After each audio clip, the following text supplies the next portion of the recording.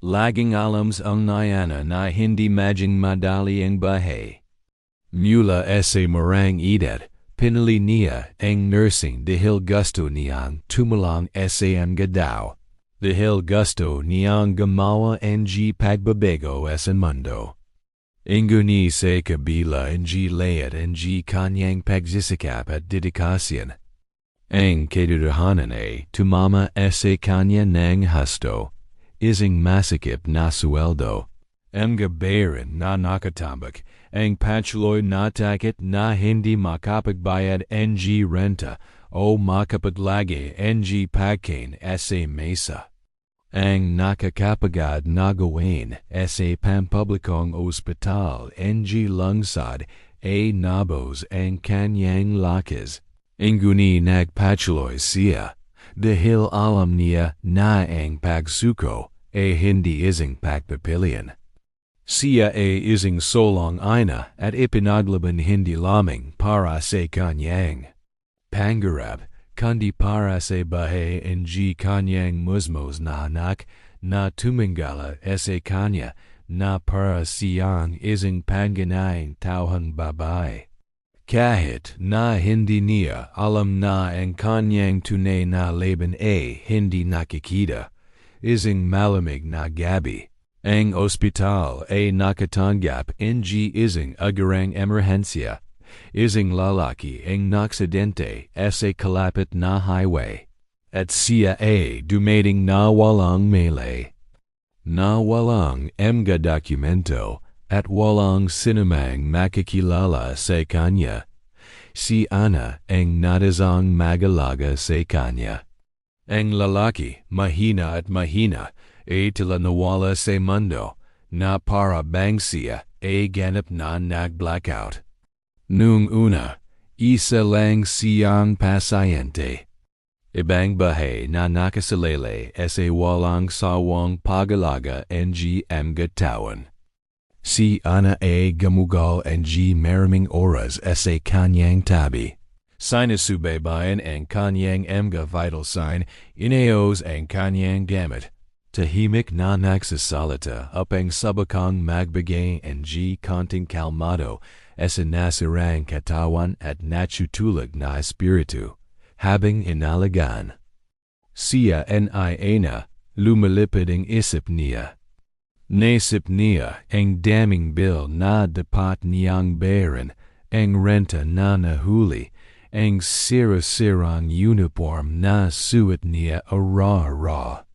Inguni, kahit pagod na siya, hindi niya hinayang pumalit ang kalungkutan dahil alam niyang mas malaki ang kanyang misyon. Gusto niyang gumaling ang lalaking ayon kahit hindi niya alam kung sino siya. Para bang sa malit na misyon na yan. Makakanap siya ang dahilan para sumilong. Para patuloy na lumaban, lumipas ang mga ara, at ang pagaling ng pasyente ay mabagal inguni matatag. Sa wakas, isang mara na umaga, binuksan niya ang kanyang mga mata. Naroon siya na sa malapit at may napansin siyang kakaiba sa titig nito. Isa siyang lalaki na matapuno ang tindig, maghang alam ang mundo, puno ang mga kwentong hindi pa siya handang ikwento. Nang sa wakas ay makapagsalita na siya, ibinunyag niya ang kanyang pagkakakilanlan, si Eduardo. May-ari ng isa sa pinakamalaking kumpanya sa bansa, isang bilyonaryo na kilala sa kanyang kayamanan. Inguni din sa kanyang pagpasya. Natigilan si Ana, ang lalaking inalagaan niya ay isang tong mula sa kabilang panig ng bayan. Ay kayang ludasin ang marami sa kanyang mga problema sa isang simpleng tawag sa telepono.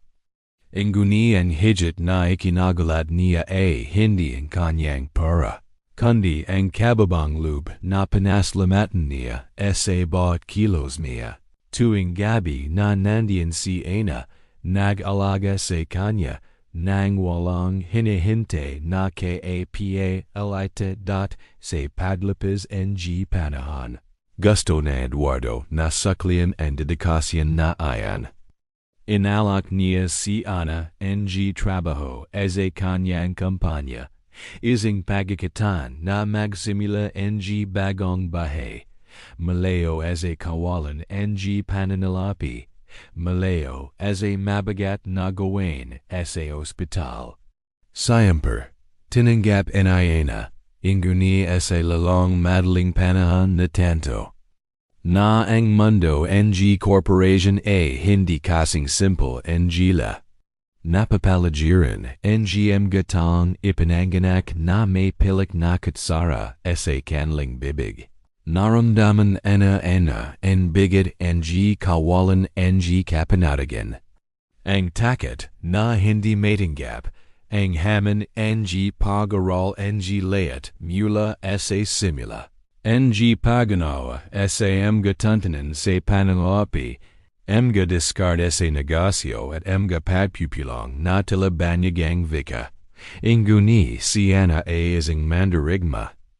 Ibanan niya ang kanyang sarili sa mga libro, kumuha ng mga online na kurso, humingi ng tulong at higit sa layat, nanawala sa kanyang sarili.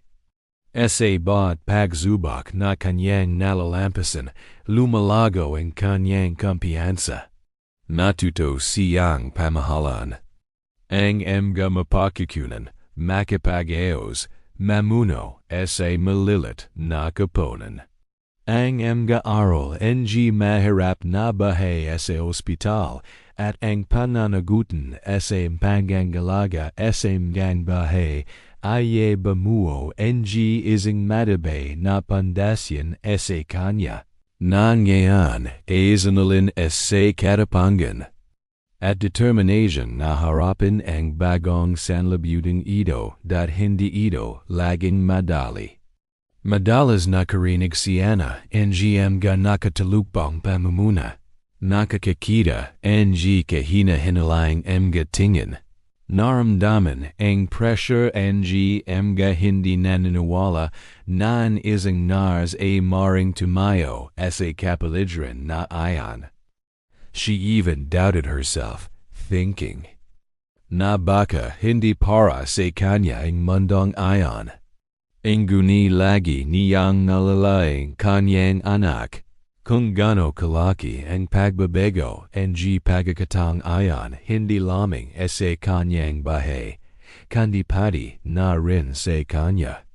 At kaya, huminga siya ng malalim, kinuyam ang kanyang mga kamao at nagpatuloy. Lumipas ang oras at ginulat ni Ana ang layat. Nagkaroon siya ng idea para sa isang makabagong proyekto na maring mag-optimize ng production, ng kampanya at makatipid ng milyon-milyon. Buong tapang niyang iniharap ang panukala sa lupan ng mga director na naharap sa takot na tanggihan. Sa kanyang kasiyahan, ang proyekto ay naprubahan, nagdala ng kita at nakuha ang atensyon ng layat.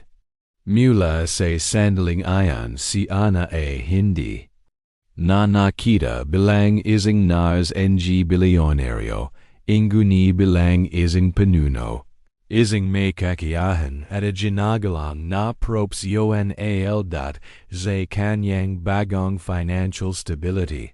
Nabago ni Ana ang kanyang buhay at ng kanyang anak.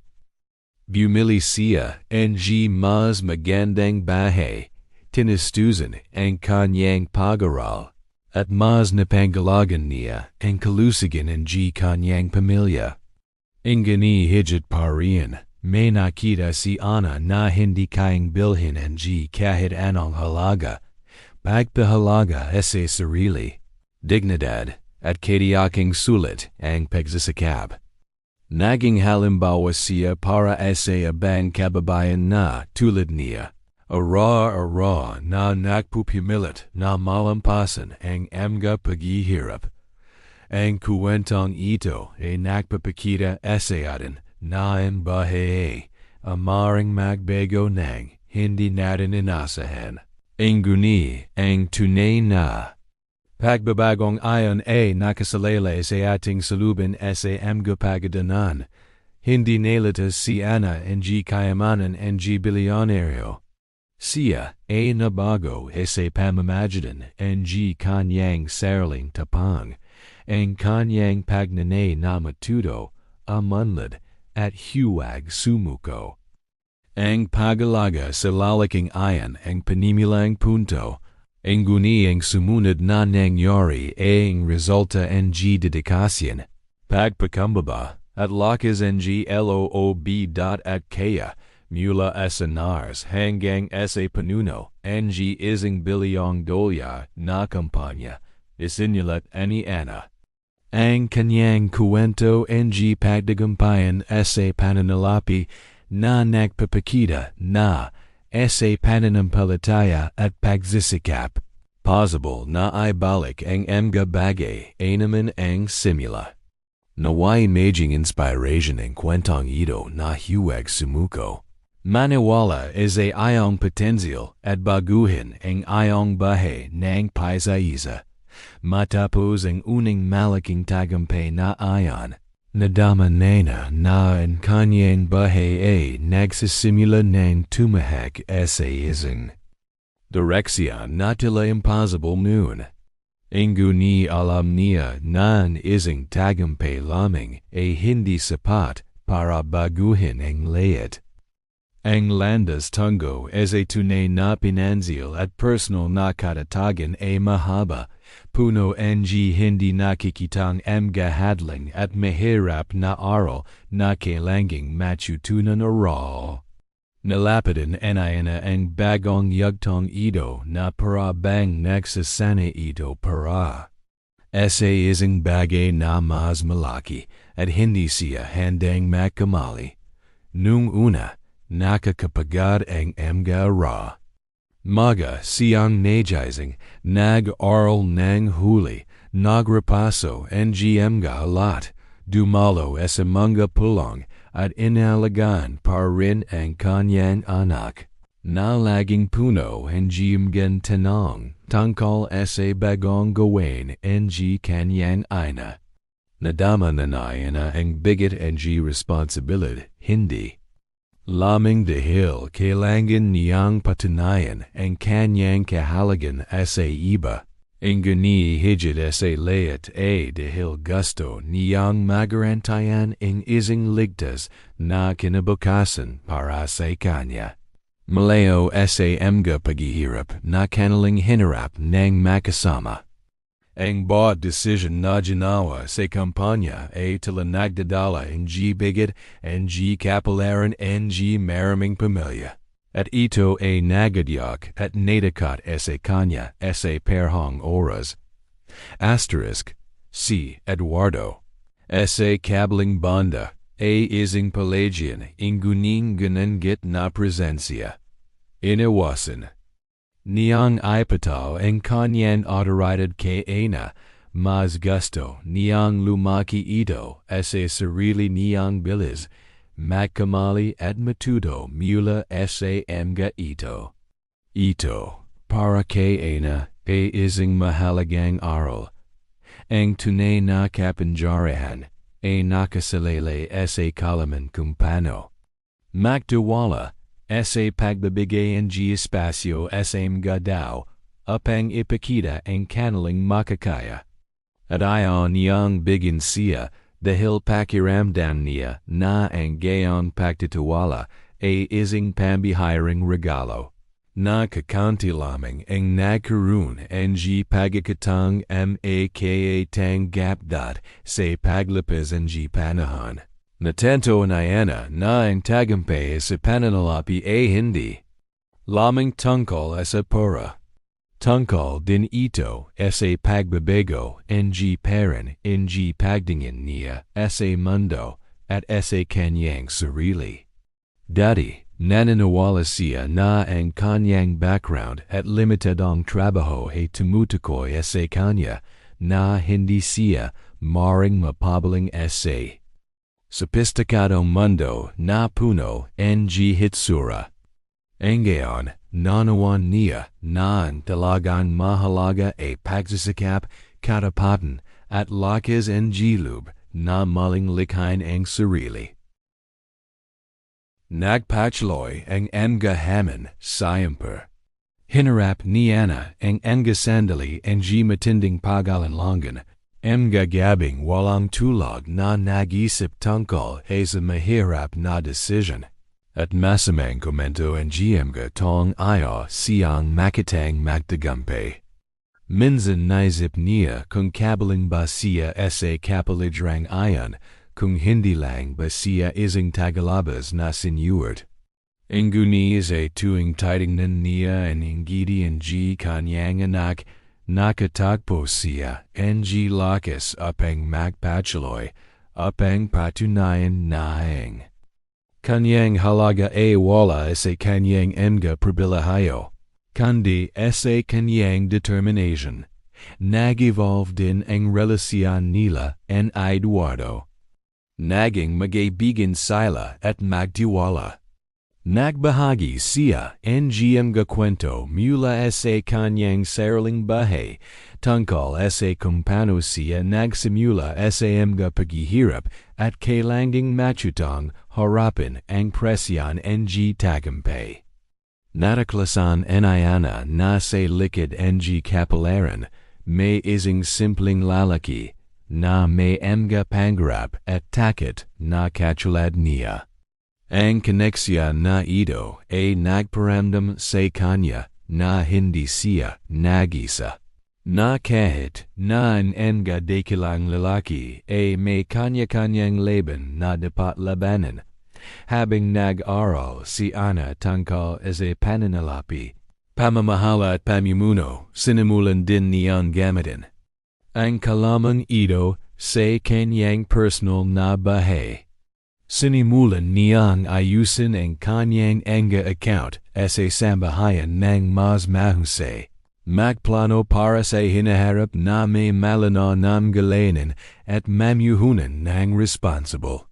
Antay-antay, ang patuloy na pakiramdam ng kawalan ng kapanatagan ay nagbigay dan sa isang matatag na kumpiyansa na nagpabago sa kanyang panaroro na buhay, sa isang bagay na mas magaan at mas nanggangako.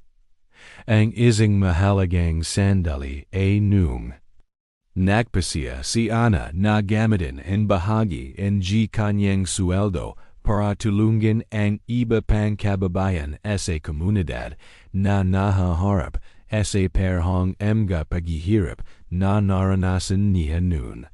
Lumikas siya ng grupo ng suporta at nagalak ng simple at practical na mga workshop sa edukasyon sa pananalapi na nagpapakita na ang kalaman ay maring maging isang makapangyarihang kasangkapan para sa pagbabago ng buhay. Ang makita ang positibong epekto nito ay mas kapakipakinabang kaysa sa anyamang bonus o promotion. Ngunit hindi tumigil dun siya na alam niya na ang pag-aral ay walang katapusan at ang mundo ng negosyo ay palaging nagbabago. Kaya namuhunan siya sa mas advanced na kurso, naganap ng tagapayo at dumalo sa mga seminar. Ang bawat bagong tagumpay ay ipinagdiwang, ngunit hindi niya pinahintulutan ang pagmamatas. Siya ay mapagkakumba dahil alam niya kung saan siya nanggaling, at ang kanyang hamak na nakaran ay ang kanyang pinakamalaking pagganyak sa paglapas ng taon. Naging hindi lamang matagumpay na executive si Ana, kundi naging inspiration din. Ang kanyang kwento ay kinuwento sa mga kaganapan mga panayam, at maging isang libro, na nakatulong libulobong daw, na nanawala, na ang tagumpay pananalapi possible. Hanggat may tapang, disiplina at pananampalataya. Ipinakita niya na naman ang ating panagmulan.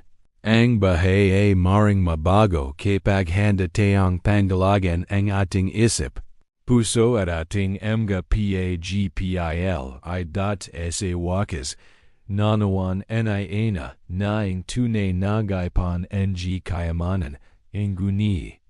Ang tang marunang gumamit ng kanyang kayamanan upang baguhin ang mga buhay, at siya mula nas hanggang sa panuno ginawa ayan ng eksakto. Una kanyang sariling buhay at pagkatapos sa buhay ng marami pang iba. Siya nagpapasalamat ara para sa hindi inasahang pagtatagpo na ayan. Nang isang hindi kilalang pasyente ang nagbukas ng pinto isang hinaharap na hindi niya akaling POS kaya sa pagitan ng mga pagkakamali at tagumpay luha. At ingidi, ipinagpatuloy na ang pagsusulat ng kanyang kwento.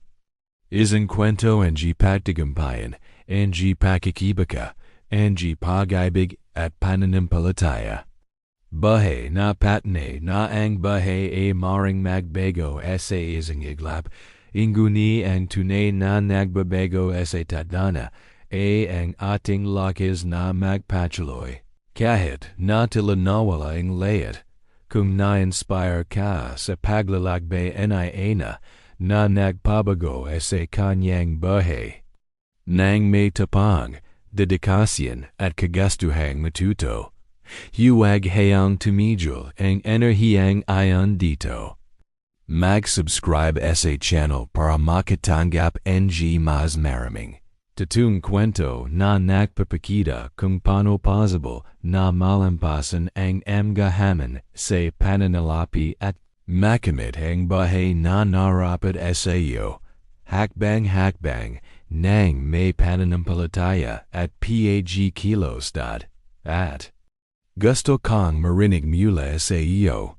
Ano ang pinakamalaking hamon na iyong hinarap sa pagbabago ng iyong buhay pinansyal? O anong aksyon ang pinakanantig sa iyo? Iwanan ang iyong komento sa ibaba. Magpalitan tayo ng mga idea at palakasin ang komunidad na ito ang pagtagumpayan. Makasama mas malakas tayo. Huwag kalimuting liking video para matulungan ang mas maraming daw nataklasan ng kwentong ito. See you sa susunod na video.